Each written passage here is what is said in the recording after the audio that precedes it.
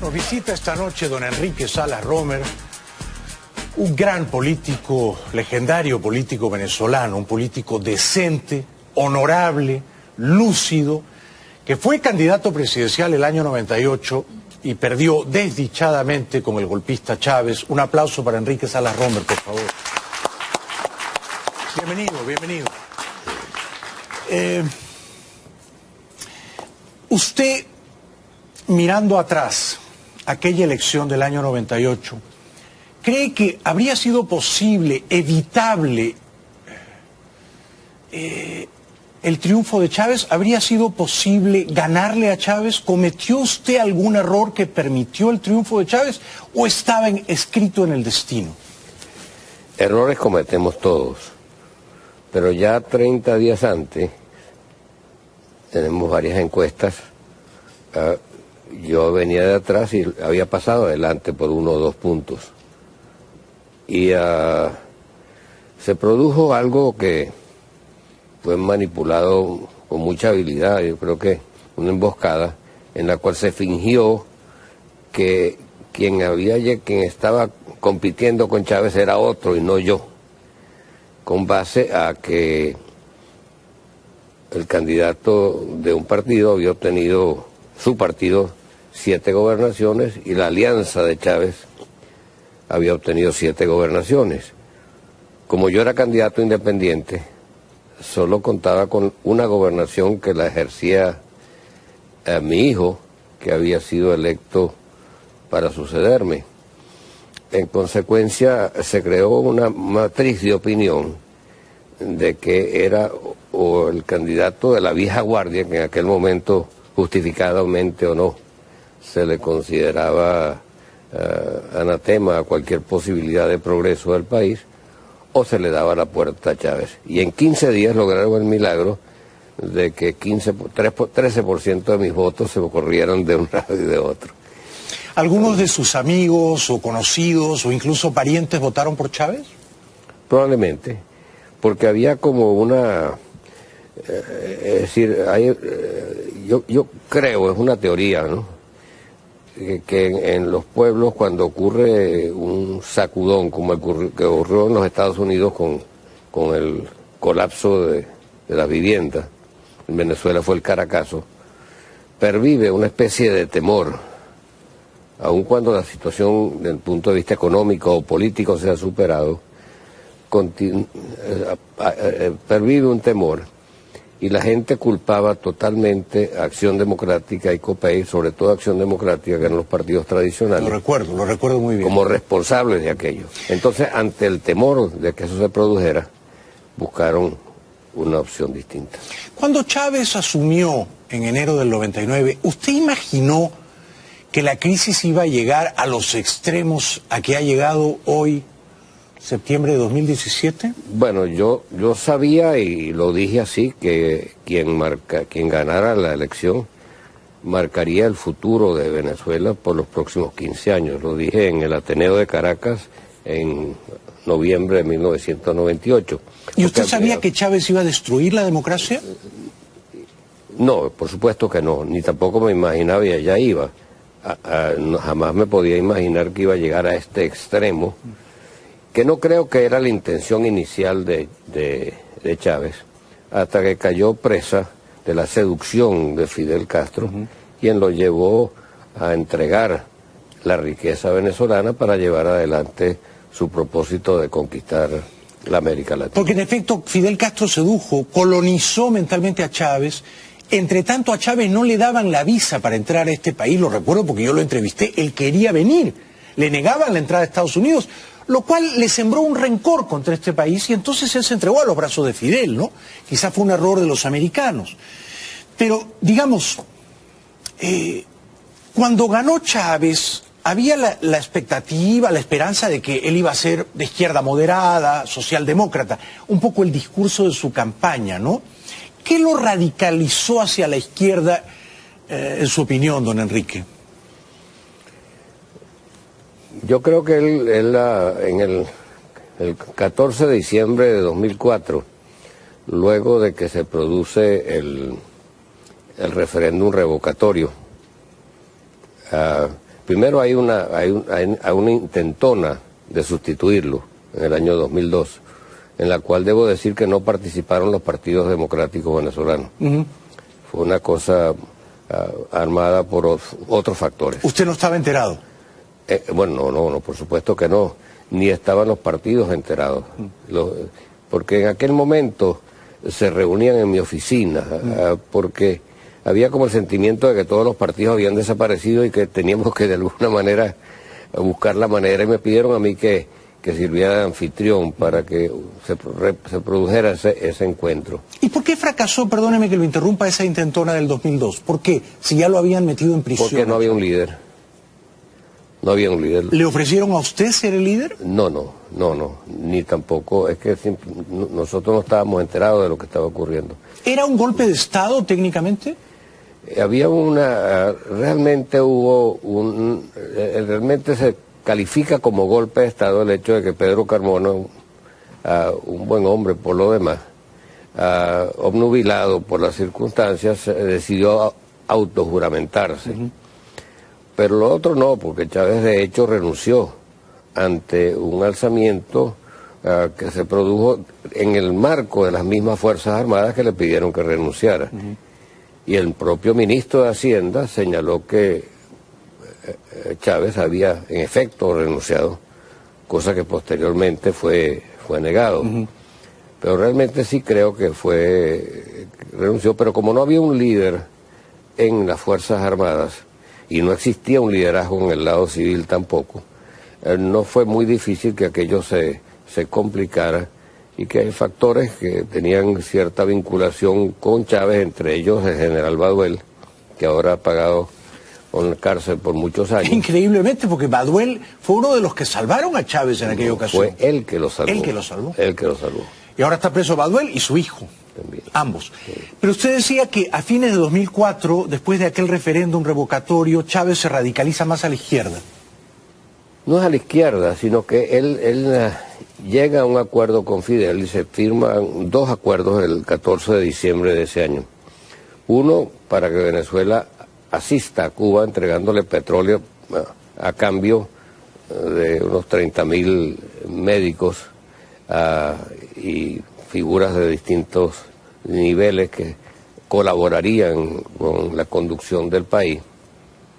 Y al mismo tiempo se llegó al entendimiento, ya firmado ese mismo día, de crear el ALBA, la Alianza Bolivariana para los Pueblos de América. Lo que la gente no se dio cuenta en aquel momento fue que esa alianza, que se iba a ir nutriendo con Ecuador, con Bolivia y con muchos países de Centroamérica, es que simultáneamente, y esto quizás a pocos lo conocen, fue incluida Siria e Irán como países observadores miembros del ALBA. Esto no lo tenía yo en el radar. Y hay algo más. En 2001, en la Universidad de Teherán, capital de Irán, Fidel Castro llamó a los iraníes a unirse para destruir al imperio norteamericano. Si nos unimos, lograremos Estados Unidos. Entonces el hecho de que los elementos más radicales del mundo árabe querían acercarse al continente americano, Fidel había perdido el apoyo de la Unión Soviética y surge la figura de Chávez, generó esa alianza que se concretaría en lo que hoy conocemos como la bomba de tiempo en que se ha convertido Venezuela. O sea, Chávez fue un gran negocio para Fidel Castro, ¿no? Utilizó toda la riqueza, no solamente para conquistar América, sino para corromper la sociedad venezolana y corromper a muchísimos factores externos también. ¿Usted conoció personalmente a Chávez? Una vez. ¿En qué circunstancias? Era la convención de la radiodifusión en Barquisimeto. ¿Eran ya ambos candidatos? Sí, éramos precandidatos, porque no oficialmente no había una campaña. Y Chávez tenía una personalidad que conquistaba a cualquiera. Sí. ¿No? Él se acercó a mí, estaba de un lado del podio, yo estaba completamente del otro lado, estábamos sentados, porque éramos como 10 candidatos. Él vino especialmente a felicitarme por la capacidad quiero felicitarte por la capacidad de la policía de Carabobo. Sí. Casi me descubrieron y me contó un episodio y tal. Era un encantador de serpientes, sí. ¿No? Un encantador de serpientes. ¿A Maduro lo ha conocido personalmente? No, personalmente no. ¿Qué opina de Maduro? Que es más inteligente de lo que se le atribuye y que es una persona que obedece estrictamente las órdenes de Raúl Castro, que es un, no quiero utilizar el nombre títere, pero es un procónsul de los intereses cubanos en Venezuela. O sea, que usted cree que los que decimos que Maduro es un tonto, un improvisado, un charlatán, nos equivocamos, que no es tan tonto como parece. Bueno, yo creo que no es tan tonto como parece. ¿Por qué cree eso? Porque ha conducido al pie de la letra todos el proceso. Por ejemplo, la habilidad que tuvo, y no sé de qué se valió, para desmontar la protesta de 2014, llevando a la Mesa de la Unidad al diálogo. Luego, ahora, cuando después de 120 días y el sacrificio de tantos jóvenes que brindaron su vida en defensa de la libertad, lograr no solamente, y haberse logrado en el mundo entero reunir 7.600.000 votos, llamando al 350, desconociendo la convocatoria de la Asamblea Nacional, no solamente logra la elección de la Asamblea Nacional, sino que posteriormente esa misma Asamblea Nacional, pero primero el Consejo Nacional Electoral, convoca elecciones regionales, la Asamblea Constituyente, ilegal e inconstitucional, adelanta las elecciones y la Mesa de la Unidad nuevamente lo acepta, con lo cual, independientemente del criterio que haya prevalecido allí, se termina de desmovilizar nuevamente la calle. En su opinión, ¿Maduro ha consolidado su poder después de estos meses turbulentos de protestas callejeras? No, pero realmente Venezuela se encuentra en una situación más complicada y me gustaría tocarlo desde un ángulo distinto, porque es decir, no se trata digamos, de cómo o por qué surgieron las cosas y de dónde provino el proceso que ha culminado en lo que hoy conocemos, sino entender que en Venezuela confluyen hoy en día tres tipos de lucha que convierten a su vez al país en una bomba de tiempo y en un peligro para todo el hemisferio. ¿Cuáles son? La aparente es una lucha entre democracia y dictadura. Y no hay duda de que las elecciones mismas dan la sensación de que hay alguna democracia. La segunda es la presencia del crimen organizado. El mismo Hugo Chávez le permitió libertad a la FARC para que manejaran el narcotráfico en Venezuela. En Venezuela hay 4.000 hombres de la FARC, de Venezuela salen 250 toneladas de cocaína hacia Europa y hacia los Estados Unidos, y un número de mafias de distintas nacionalidades que operan en distintas partes del territorio nacional, al margen de lo cual opera con entera libertad diferentes manifestaciones del crimen dentro del país mismo. Y el tercer elemento, que creo que es el más importante y el que menos se utiliza, es que Venezuela es un país invadido. Es decir, los que estamos allí sabemos que eso existe, pero ni siquiera ahora, cuando Luis Almagro, ese extraordinario demócrata sureño, ante el Senado norteamericano ha señalado que Cuba tiene un ejército de ocupación de 15.000 hombres, que se suman a los 30.000 civiles que utilizan, que ejercen distintas posiciones y que seguramente muchos de ellos son informantes, representan una fuerza de ocupación, una poderosa fuerza de ocupación. Incluso tienen un piso, generales cubanos en Fuerte Tiuna, y en esas circunstancias Venezuela continúa suministrando petróleo a Cuba para que Cuba con ese petróleo financie el ejército de su propia ocupación. Entonces, ¿cómo podemos compaginar el crimen organizado, un gobierno, unas elecciones democráticas en un país que está literalmente invadido? Y aun cuando yo respeto muchísimo y, caramba, respeto la honestidad y la inteligencia de muchas personas que de la mejor buena fe hablan de elecciones en Venezuela, no puedo comprender cómo todavía se logra como apartar y no utilizar el lenguaje apropiado para que se conozca y se entienda que Venezuela es un país que libra una batalla por su propia independencia, por lograr recuperar su soberanía. Tenemos que ir un momentito a la publicidad. Un aplauso para Enrique Salas Romer, por supuesto.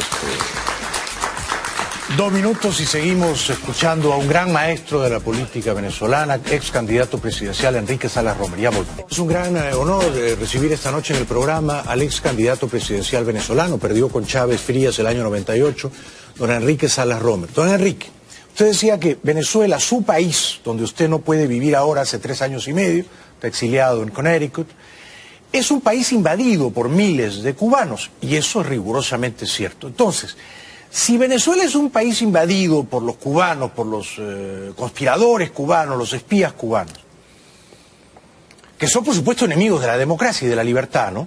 ¿Se justificaría una invasión militar de los Estados Unidos para liberar a los venezolanos? Es que el término invasión es un término incorrecto. ¿Cuál sería el correcto?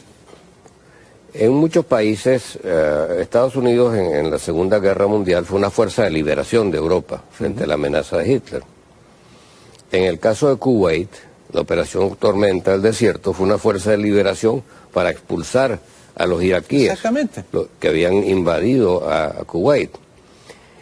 La misma avanzada sobre el canal de Panamá, con el caso de Noriega, fue un esfuerzo muy manejados para causar ningún daño a la población civil, hecho solamente para quitarle al país que estaba bajo el yugo del general Noriega. Y funcionó. Desde entonces Panamá es una democracia. Una democracia y ha avanzado maravillosamente. Estados Unidos ha cometido errores. La invasión de Irak fue espantosa, fue un error gravísimo que todavía produce consecuencias sobre el orden mundial. Y ha habido otros casos también que han cometido errores.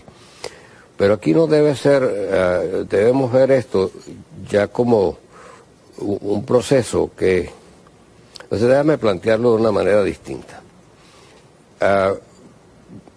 La Mesa de la Unidad ha sido un maravilloso experimento como mecanismo para unificar las fuerzas en el plano electoral.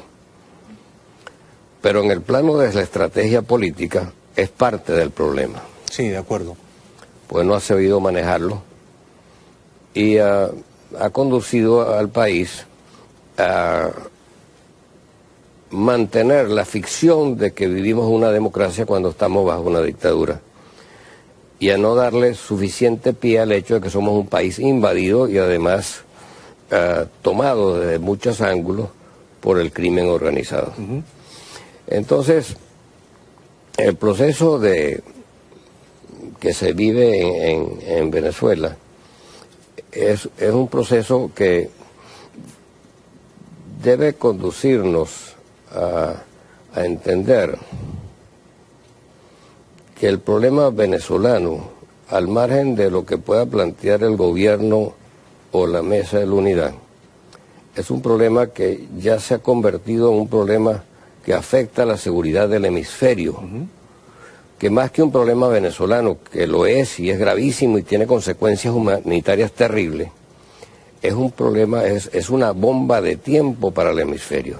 Si Trump lo llamara por teléfono y le preguntara, con su conocimiento profundo del tema, señor Salas Romer, ¿usted me aconseja intervenir para liberar Venezuela, enviar tropas militares para liberar Venezuela? ¿Qué le diría a usted?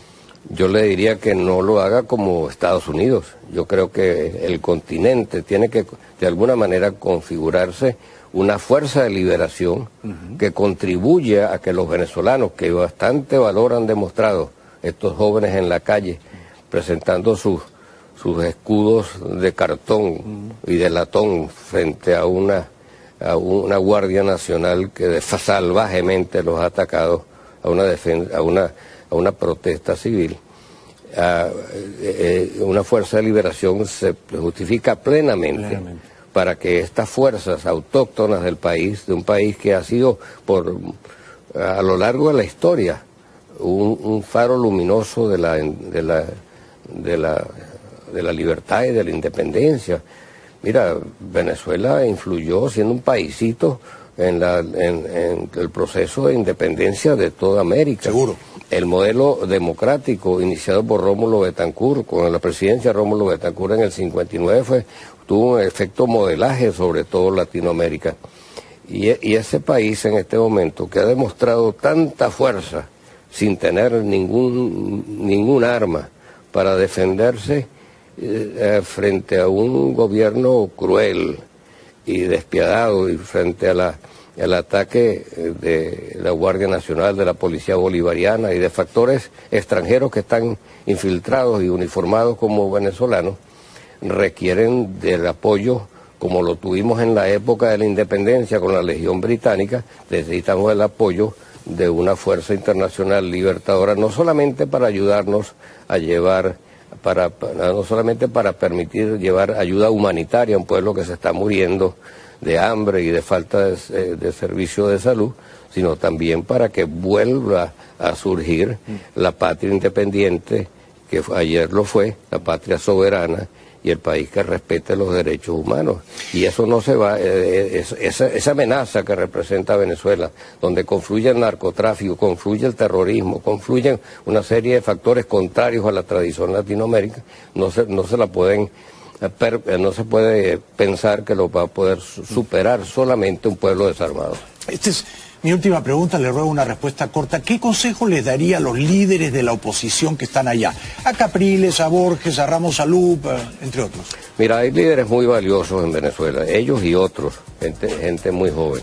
Pero yo creo que es hora de comprender y hablarle con sinceridad al pueblo de que esto no es una lucha entre democracia y dictadura, sino es una lucha por la independencia de un país que ayer fue ejemplo para toda América y para el mundo entero, y que hoy en día no tiene una soberanía y además está sometido a un malandraje como nunca se ha visto en el mundo entero.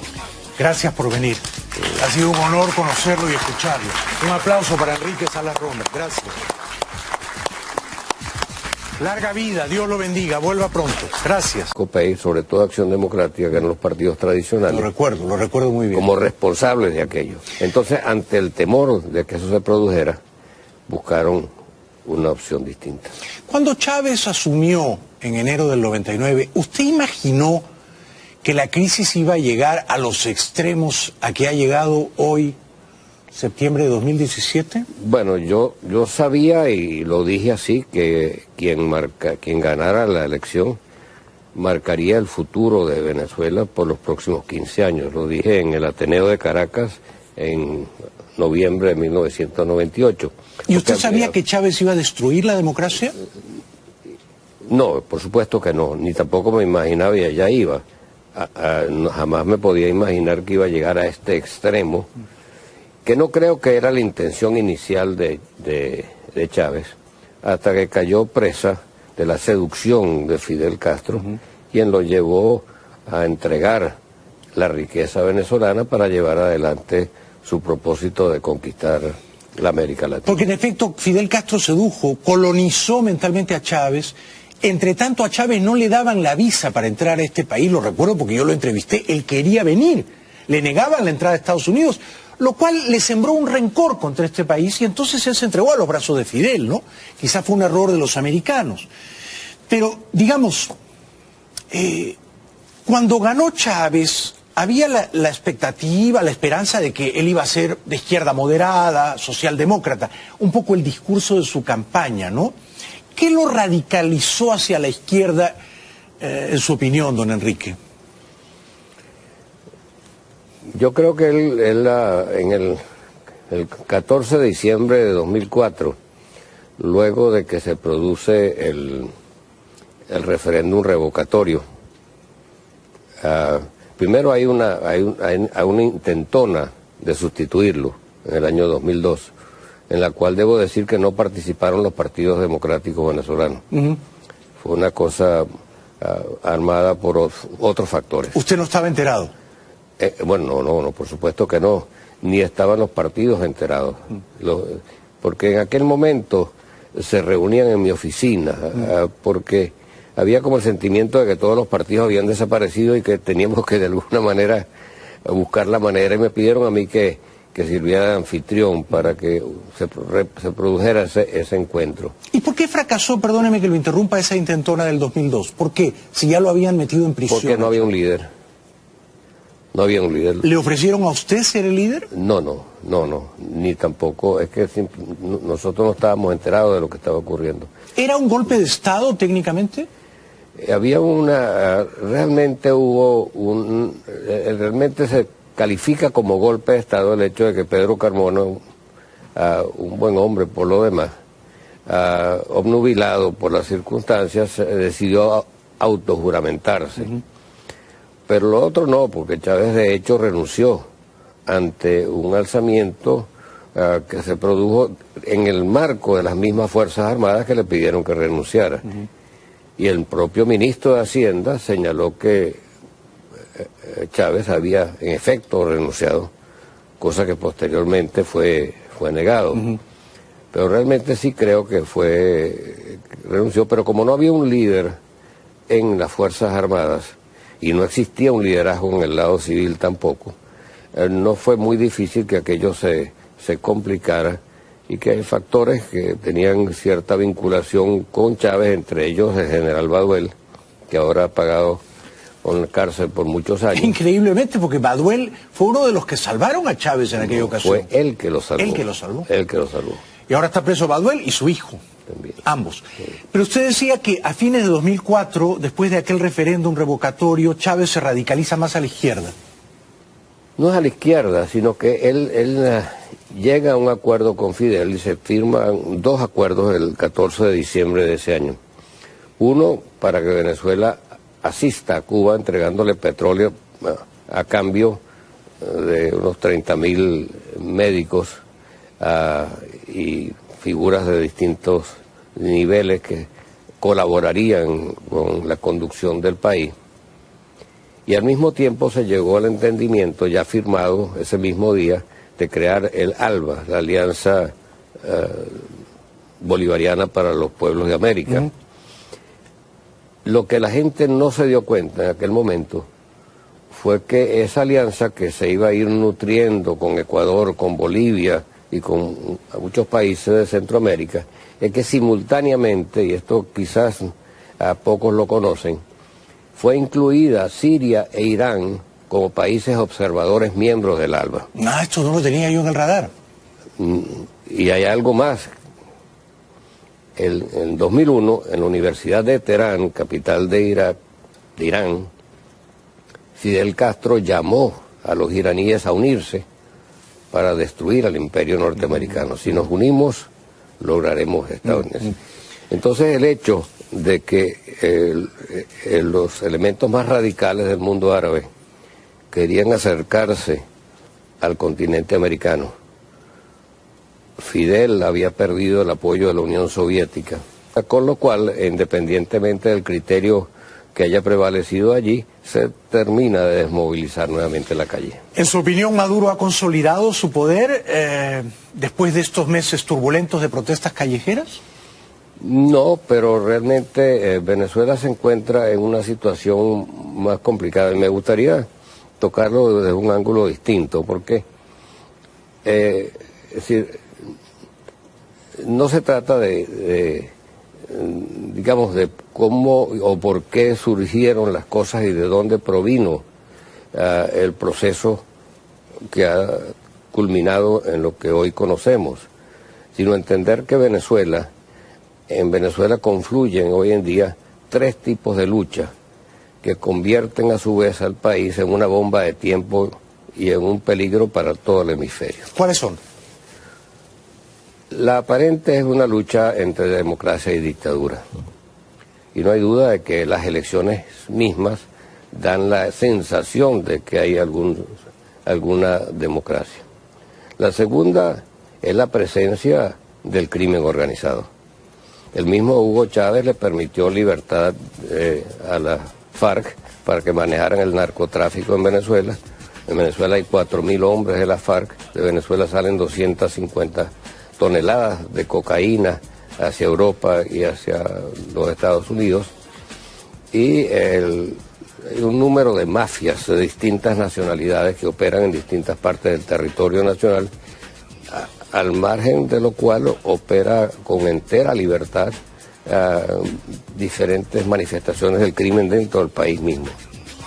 Y el tercer elemento, que creo que es el más importante y el que menos se utiliza, es que Venezuela es un país invadido.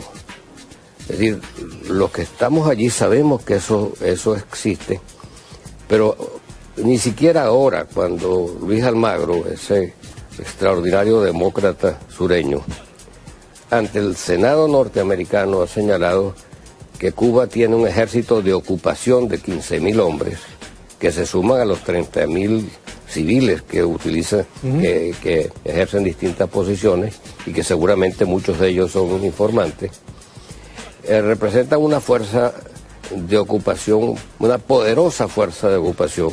Incluso tienen un piso, generales cubanos en Fuerte Tiuna, y en esas circunstancias Venezuela continúa suministrando petróleo a Cuba para que Cuba con ese petróleo financie el ejército de su propia ocupación. Entonces, ¿cómo podemos compaginar el crimen organizado, un gobierno Nos visita esta noche don Enrique Salas Romer, un gran político, legendario político venezolano, un político decente, honorable, lúcido, que fue candidato presidencial el año 98 y perdió desdichadamente con el golpista Chávez. Un aplauso para Enrique Salas Romer, por favor.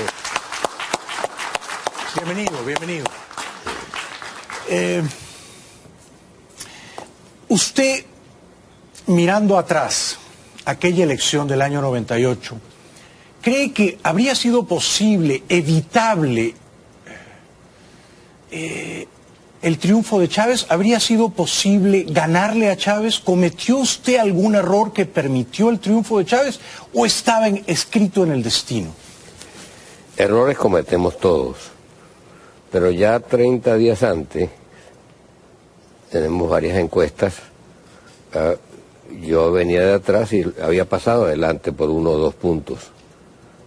Y se produjo algo que fue manipulado con mucha habilidad, yo creo que una emboscada en la cual se fingió que quien estaba compitiendo con Chávez era otro y no yo, con base a que el candidato de un partido había obtenido, su partido, 7 gobernaciones y la alianza de Chávez había obtenido 7 gobernaciones.